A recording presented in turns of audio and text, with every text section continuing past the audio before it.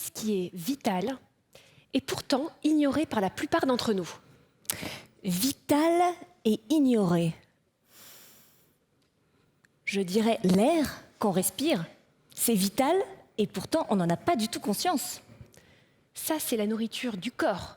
Et l'équivalent pour l'esprit, ce serait quoi? Alors, l'équivalent pour l'esprit.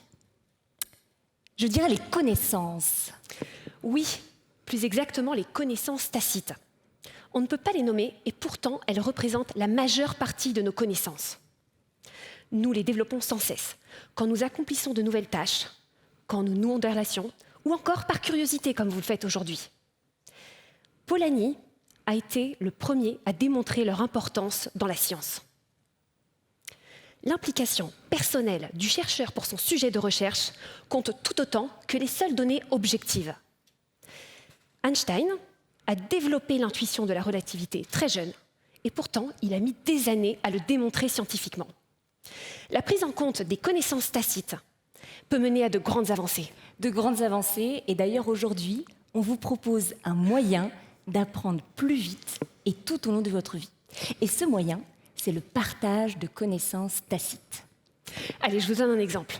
J'arrive un lundi au bureau avec une idée géniale. Marie-Solveig, j'ai une idée. Oui, J'ai fait une découverte, personne n'en parle et pourtant ça peut trop nous aider. oui. Quand Marie-Solveig dit oui 3 fois, je commence à la connaître, ça veut dire accélère. Ou ça veut dire, ok, mais comment je mets ça en place? Alors cet exemple peut paraître anodin et pourtant il nous permet de faciliter notre communication. Mais les connaissances tacites les plus précieuses sont celles où nous sommes le plus engagés personnellement. Pour Marie-Solveig, c'est quand elle ose l'impossible. Pour Marie-Solveig, c'est quand elle est sur scène, par exemple. Alors imaginez maintenant un moyen d'identifier les connaissances personnelles de chacun d'entre vous les plus précieuses et de les transmettre au bon moment. Nous pourrions ainsi ouvrir la voie à de nouvelles découvertes, de nouvelles avancées. En fait, tu as pris conscience des limites du système d'apprentissage classique, qui est complètement vertical. Alors que là, le partage de connaissances tacites, c'est horizontal. Ça a été quoi le déclic pour cette découverte? C'est quand j'ai découvert la paillasse. Un lieu avec une communauté de chercheurs. Alors c'est un entrepôt apparemment vide, et pourtant des groupes de chercheurs explorent leur sujet avec passion. Par exemple, il y avait Maïté, au sous-sol, en train de construire un cocon de flottaison à la main pour accéder à la relaxation profonde. C'est un peu le contraire d'une salle de classe. J'ai découvert l'importance de la liberté d'explorer pour apprendre. Et dans cette communauté de partage, c'était quoi ton rôle? J'ai eu envie d'organiser une conférence où chacun révélerait sa connaissance engagée. Et cette conférence a donné lieu à de nombreux thèmes. L'écologie, le climat, la science participative. Deuxième prise de conscience, l'importance de la diversité et de la variété des sources d'apprentissage pour apprendre et stimuler notre curiosité intellectuelle. Alors, chacun a partagé.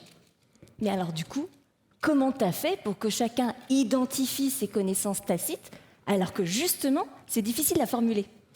Oui, nous n'avions pas les moyens de faire appel à un coach professionnel, mais nous avions les autres. Alors nous avons fait cet exercice ensemble. Chacun partage une expérience vécue et reçoit le feedback d'un pair. À la fin, très rapidement, chacun repart avec 10 feedbacks au lieu d'un. C'est là que j'ai fait une seconde prise de conscience. L'importance des pairs pour accélérer et révéler les apprentissages. Eh oui, partage, feedback, cette réciprocité, ça me fait penser à cette auteure, Tina Rosenberg, qui explique que l'influence des pairs peut changer le monde. En fait, tu as pris conscience de ça. Ça t'a donné envie de faire quoi après? De faire reconnaître cette pédagogie dans le système éducatif. Alors, je suis allée toquer à la porte de mon directeur d'école avec une idée. Un cours entre pairs. On vient comme on est et on repart avec la capacité à apprendre des uns des autres tout au long de la vie. Par exemple, toi, Marie-Solveig, tu as fait un cours sur apprendre à oser, un autre sur le langage des signes. Et le plus important, c'est que ce cours a duré 3 ans, auto-organisé par les étudiants grâce à une méthodologie que nous leur avons remise. En fait, ce n'est pas complètement nouveau. La classe mutuelle existait déjà en 1800 et les jeunes arrivaient à lire et à écrire en seulement 3 ans au lieu de 5 ans avec la pédagogie traditionnelle. Alors un cours sans professeur. Un cours sans professeur. Est-ce que vous imaginez? Eh bien oui, ça fonctionne grâce à l'apprentissage entre pairs. Apprentissage entre pairs qui est basé sur 3 piliers. Premier pilier, c'est l'expérience. On partage des moments de vie. C'est pas du tout théorique. C'est comme si on prenait sa vie comme un terrain d'apprentissage. Et ce qui est étonnant d'ailleurs, c'est que 2 auteurs avaient déjà mis le doigt sur le fait qu'on apprend plus vite grâce à l'expérience. C'est David Kolb et Ron Fry. Alors, leurs noms ne vous disent probablement rien, Kolb et Fry, mais vraiment, je vous conseille de lire leurs ouvrages. Ça, c'est pour l'expérience, premier pilier. Deuxième pilier, les forces. Je réalise que je savais faire alors que je n'en avais pas conscience. Et accentuer ces forces, ça permet d'apprendre beaucoup plus rapidement. D'ailleurs, les entreprises qui déploient les formations par les forces ont de très bons résultats. Elles augmentent de 20% leurs bénéfices, elles réduisent de moitié leur turnover, et ça, c'est parce qu'elles valorisent les forces de leurs collaborateurs. Troisième pilier de l'apprentissage entre pairs, c'est la pédagogie active. Je co-construis le contenu. Un peu comme dans une classe renversée, où celui qui d'habitude reçoit le savoir, cette fois va le transmettre. Donc on a nos 3 piliers de l'apprentissage entre pairs: expérience, force, pédagogie active. Concrètement, comment ça fonctionne, l'apprentissage entre pairs? Alors on rassemble des pairs, des personnes qui partagent des points communs et des différences. Par exemple, 10 maîtres et maîtresses d'école. Ils viennent de villes différentes, ils enseignent des matières différentes, mais ils ont tous un point commun: ils veulent apprendre, ils veulent améliorer leur pratique. Alors il ne suffit pas de les rassembler en cercle.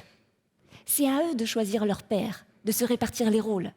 Et chacun à leur tour, ils racontent leur expérience.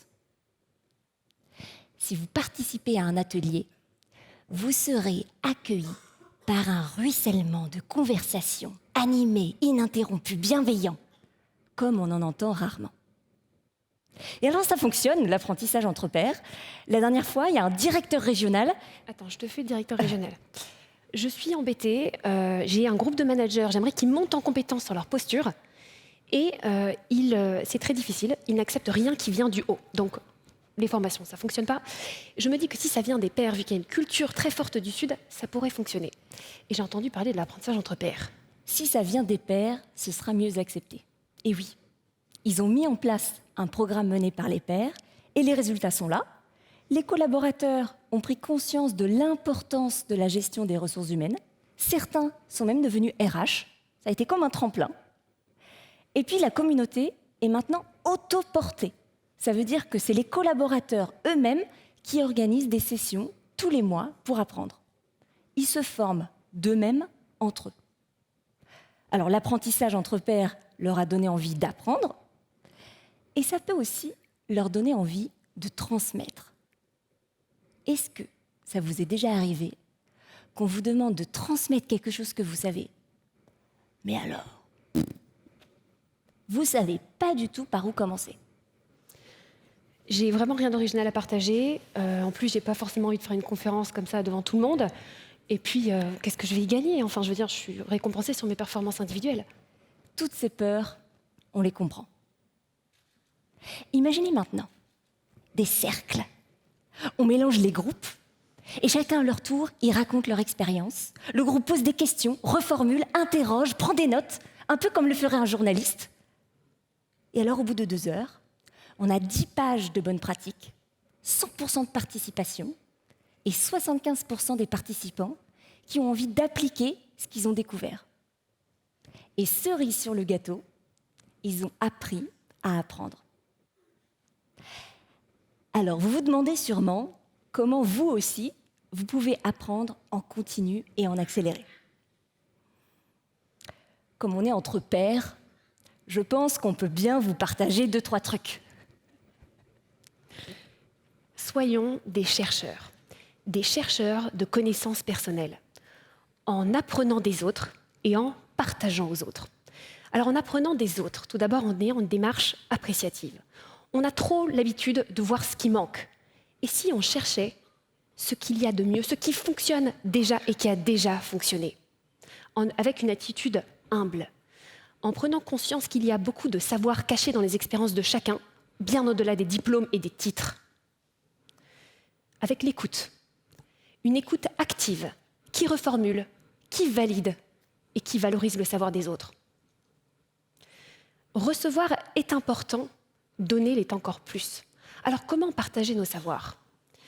Alan Toff, un chercheur, montre que nous accomplissons jusqu'à 6 projets d'apprentissage par an, sans même nous en rendre compte.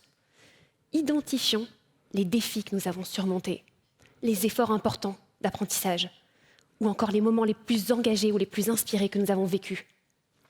Partager nos vécus est encore plus puissant que donner des conseils. Tous ces apprentissages ont été testés, validés sur le terrain, par nous, par nos pairs. Alors gagnons du temps, réutilisons-les et transposons-les à d'autres contextes pour ouvrir la voie à de nouvelles découvertes. Alors aujourd'hui, on espère que vous avez pris conscience que vous avez tous des talents cachés qui n'attendent que d'être révélés. On espère que vous avez découvert un peu l'apprentissage entre pairs, cette expérience participative qui donne envie d'apprendre des autres et d'apprendre aux autres. Et puis, on espère que vous repartez avec des questions que vous pouvez poser, une posture que vous pouvez prendre pour vous aussi apprendre tout au long de votre vie et en accélérer. Apprendre, c'est vraiment un processus constant, amusant. Alors pour apprendre, ne cessons jamais de partager. Merci.